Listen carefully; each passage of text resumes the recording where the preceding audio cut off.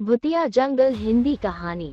दोस्तों, यदि आप चैनल पर नए हैं तो चैनल को लाइक और सब्सक्राइब जरूर कर दें। 3 साल पहले मैं एक मल्टीनेशनल कंपनी में ब्रांच मैनेजर की जॉब करता था। एक दिन मैं ऑफिस से घर जाने के लिए लेट हो गया। सर्दी की मौसम होने के कारण रात भी जल्दी हो गई थी। ठंड भी शुरू हो चुकी थी। रास्ते में चलते चलते मुझे अचानक एक आवाज सुनाई दी, रुक जाओ। मैं वहीं पर ही रुक गया और पीछे मुड़ के देखा, लेकिन पीछे कोई भी नहीं था। फिर से वही आवाज सुनाई दी, सामने देखो। जैसे ही मैंने सामने देखा तो मुझे जमीन पर कुछ चमकती हुई चीज दिखाई दी।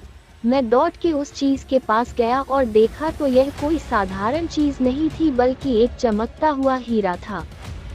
मैं वो हीरा अपने हाथ में लिया।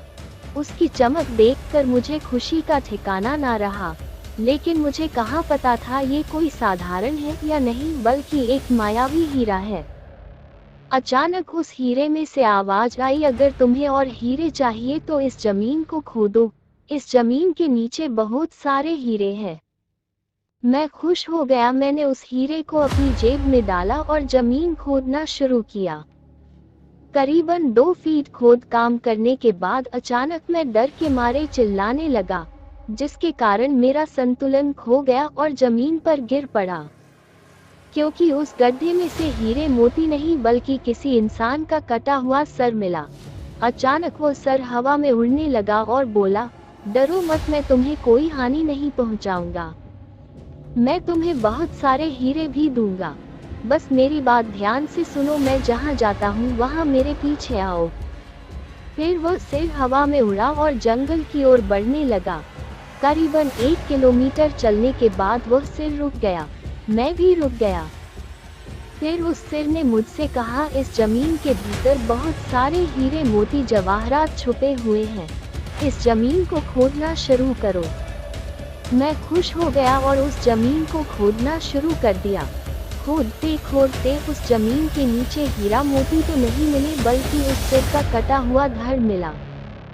उस सिर ने कहा, अब तुम्हें एक आखिरी काम करना है, उसके बाद मैं तुम्हें मालामाल कर दूंगा। तुम्हें कहीं से भी 1 लोटा खून लाना होगा। मैंने बोला, 1 लोटा खून? पर मैं 1 लोटा खून कहाँ से लाऊंगा? उस सिर ने कहा, चलो मेरे साथ। वो डरावना चेहरा मुझे साथ लेकर थोड़ी दूरी पे गया। वहां उसे एक इंसान को जाते हुए देखा। वो सिर बोला, उस इंसान को मारकर उसका खून ले आओ। मैं डर गया और बोला, नहीं नहीं, यह मुझसे नहीं होगा। मैं यह नहीं कर सकता। अगर तुमने ये काम नहीं किया तो मैं तुझे बहुत बड़ी मुसीबत में डाल दूंगा। फिर तुम्हारी पूरी जिंदगी नर्क बन जाएगी। मैंने हाथ जोड़कर उसे कहा, मुझे माफ कर दो। अगर मैंने उसे मारा तो मुझे पुलिस गिरफ्तार कर देगी और मुझे जेल जाना पड़ेगा।